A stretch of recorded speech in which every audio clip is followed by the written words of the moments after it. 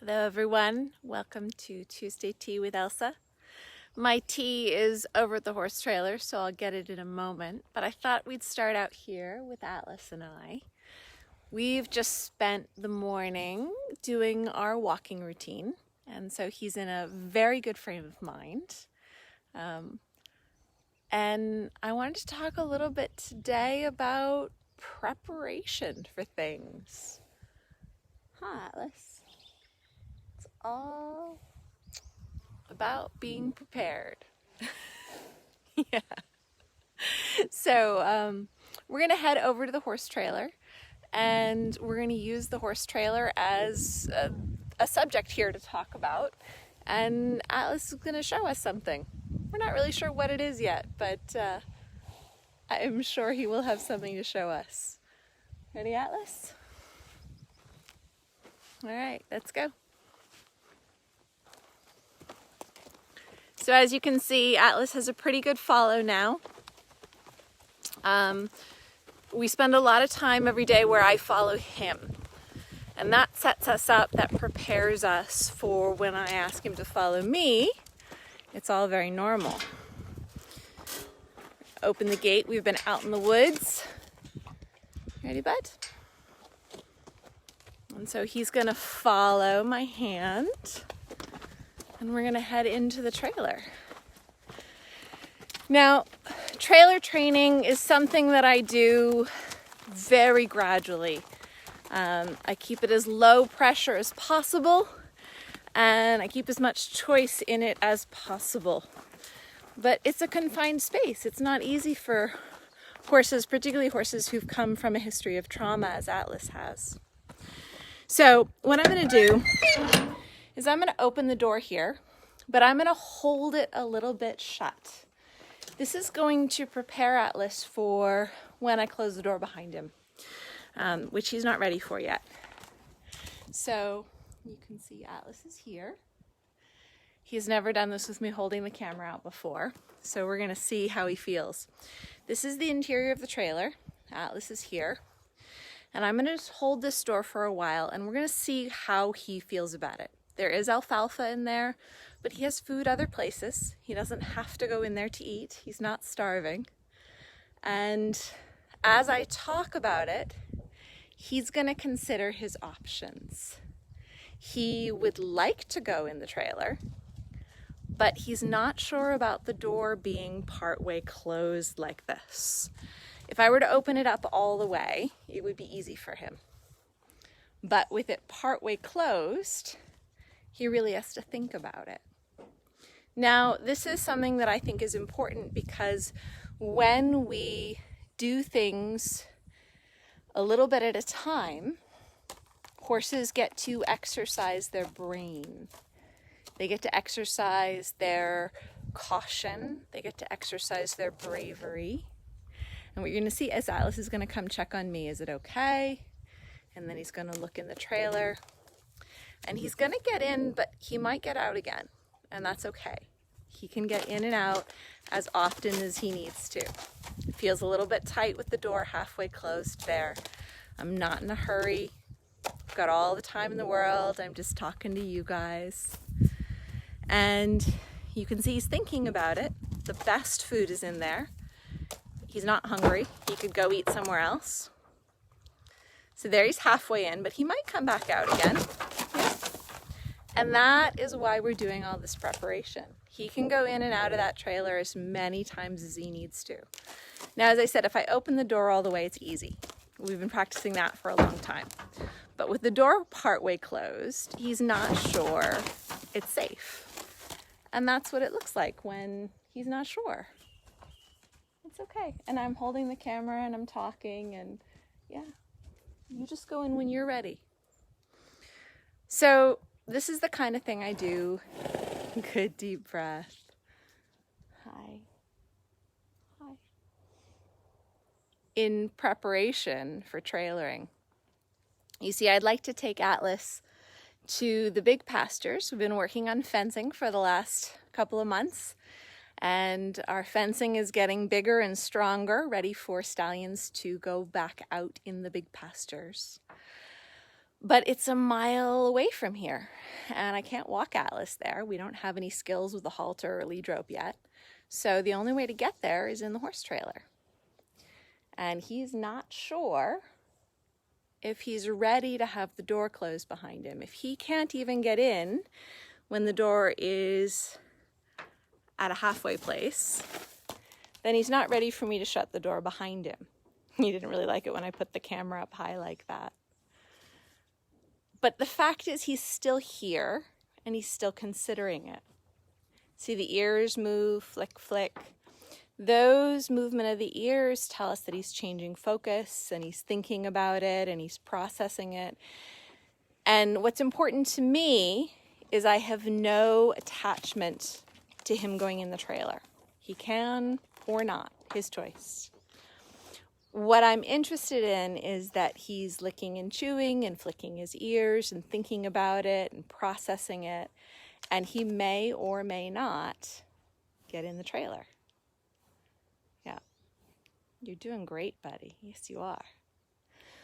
But mostly he's interested in the fact that I'm standing here talking and I've got the camera out, and all that's a lot of pressure for him to walk past it into that little teeny tiny space.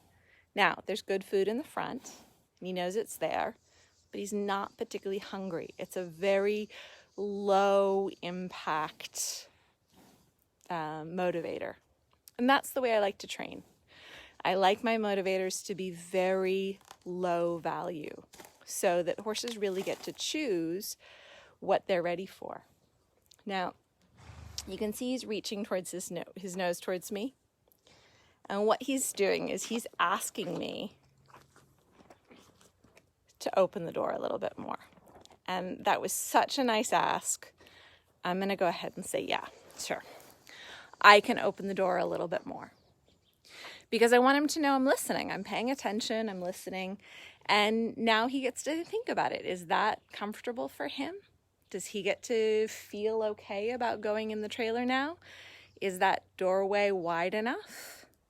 If it's not, he might ask me to open it a little wider. If it is, he might go ahead in. Now, I'm not going to offer him my hand really readily because I would like him to be brave. I'd like him to try and step in the trailer. And there's some hay out here. He might eat out here for a little while.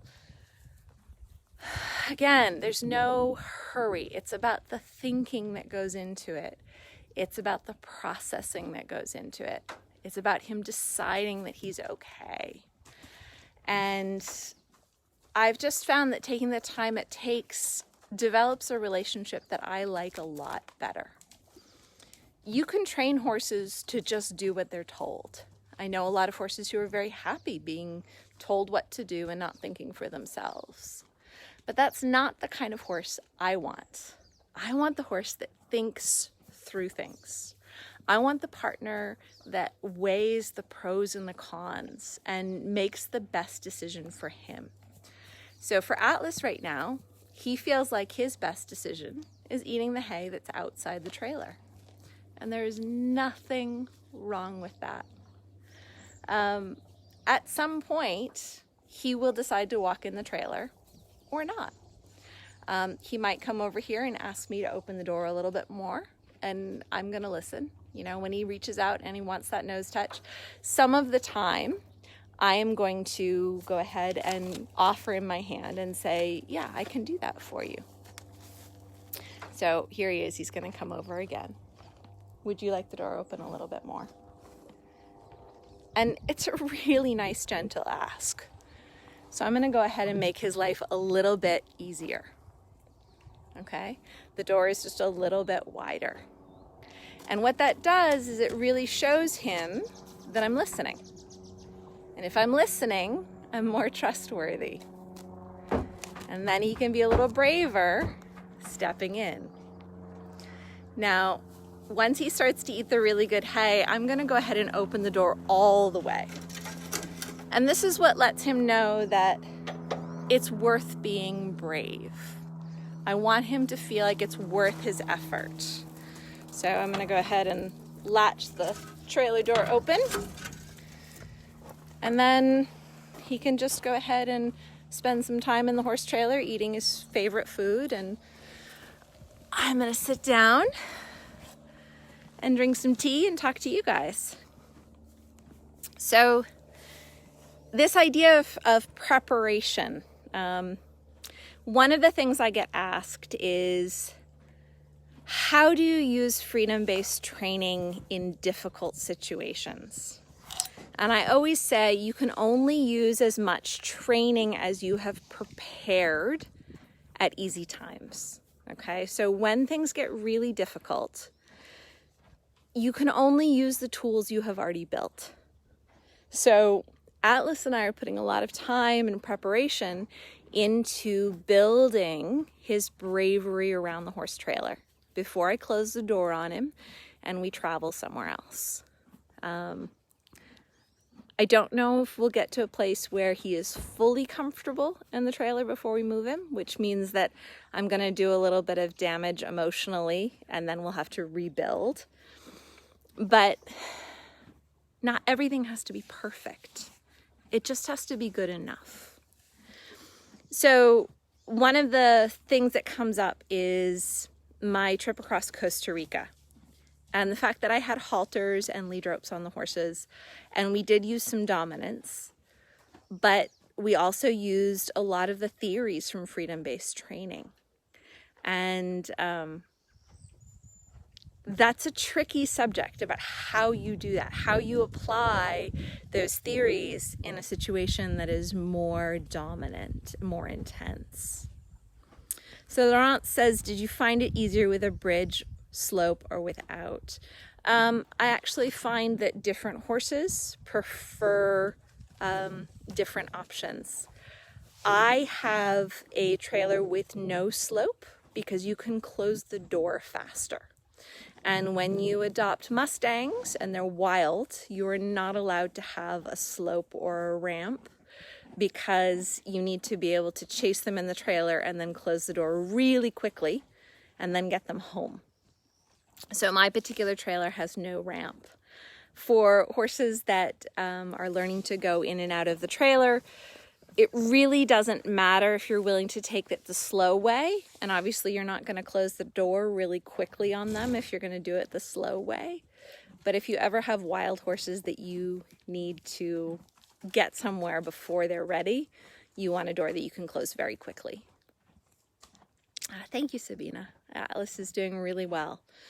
So hopefully in a week or two, we are going to move him to the pastures. But he's got to get better at getting in through a narrow gap, through the door being a little bit more closed, so that when I go to close it on him, it's not such a shock. So we'll build up to that. So back to what I was saying before, the idea with the trip across Costa Rica was that we sped everything up a little bit, but we still used the theories that we learned in freedom-based training. And these were the theories that are mainly about thinking and focus. So you'll notice as Atlas was getting in the trailer, when his ears were moving a lot, that's really good thinking. And I just stay out of the way and I stay quiet. When they're thinking a lot, I stay out of their way. When they start to freeze up and you see their eyes and their ears get really still, they can use some help from me, whether it's dominant help because we're in a hurry, or it's more passive or supportive because we have time. It just depends on what you think the horse is going to be able to accept in terms of help. If you try to be too gentle, you're going to find that horses feel like you're nagging, and it's really difficult for them to say yes and accept your help. So you have to have the right degree of clarity and consistency that the horse is able to say yes. When we work in freedom-based training, we make the questions so small, it's easy for them to say yes. When things get scary or difficult or challenging in any way, you might have to use more dominance so that you can be clear and not nag them so that they feel better faster. So Lillian has a question that's a little long. Let's see. So when do you know they're ready to close the door? You mentioned the narrow door, but do you close, then open, then extend times with the door shut? It really has to do with, is it going to get better or is it going to get worse? And that's a bit of a guess. So I will tell you, I closed the door on Atlas a little bit too early in the first year of practice, and it was weeks before he was willing to get back in. I have not closed the door on him again since then, because I felt like it was not likely to get better with the door closed. And that's what you're looking for, is you want to close the door and have the horse say, yeah, I feel okay in here, and then open it again. If you close the door and they feel worse before you open it, they might not want to go in again. So with Ari, it's easy. He really likes going in there. He's happy for me to close the door. He really likes that there's usually better food in the horse trailer than there is out and around. It's sweeter. I put the alfalfa in there that I don't feed very often. I believe in using food motivators for horse trailers because it's such an unnatural thing for them. They really should never put themselves in such a small corner. It's not really a safe thing to do. How do you know that they're ready to close the door? For me, it has to do with, can you move the door when they're in there? And how do they feel about it? So right now, when I'm doing all my training, when I move my hand or my arm, or I move my hair, or I adjust my sunglasses, all of those things should trigger more thinking, not fight or flight, and not the kind of freeze where all their muscles tense up. So I want my movements to cause the horse to think more. And I'm going to do the same thing. If I really have all the time in the world for trailer training, when I move the door a little bit, I want to see those ears move. I want to see their eyes move. I want to see them think more, not freeze up in a rigid way or go into fight or flight where they bang the trailer around or try and get out. So if I have all the time in the world, I'm going to move the door and see how they feel, and move the door and see how they feel. And I'll keep playing with that until they feel like it's a trigger for thinking to see the door move instead of a trigger for fight, flight, or freeze. And then when I do close the door, often there's a little bit of a panic, and hopefully we can just leave the door shut until that panic passes and they feel a little bit better. And as soon as they start to self-soothe and they start to feel a little bit better, I open the door and they come out. And that's usually, if I get the timing right, that's how it goes. Laurent says, when you close the door, do you feel staying with them inside is nicer, assuming it's not a dangerous horse? I don't have a trailer where that's safe. As you see, my trailer is a big open box. When I had a trailer that had dividers between the horses, yes, I felt it was nicer for me to stay in there with them. And I would do that, and often I could put a hand on them, or I could rock them a little bit or scratch them a little bit. These are tools that I've built at calm, easy times. I've prepared these tools before I needed them. And then you can use them in a difficult time because you've prepared them in a calm time. And so if you have a trailer with dividers and you can be in there with them safely, yes, you can use all those tools that you would, that you've practiced, that you've prepared. If you haven't prepared those tools, you have to really think about, is this action going to help the horse, or is this action going to make them feel more stressed? Okay. And this is a problem I see a lot. People want to use freedom-based training in a way to solve problems. And if you try to be too gentle when you're solving problems, you end up being inefficient, you end up nagging, you end up raising stress more than you lower it. So you really have to be careful if you want to use gentle solutions, that you've practiced them enough in gentle, calm times that they're going to be effective when the stress is higher. So that's my thoughts for today. Thank you guys for joining me for tea. I'm going to make an effort to make these not as long as I have in the past, so they're a little bit easier to watch. But if you guys have any questions or thoughts or things you'd like me to talk about, please send me a message. I have a growing list of topics, and I love that. I can check on my list every Tuesday and see what inspires me to talk to. Atlas, as you see, is quite happy in there eating his alfalfa. I'm going to leave him to it. And thank you guys for joining me for tea time. And I will see you next Tuesday.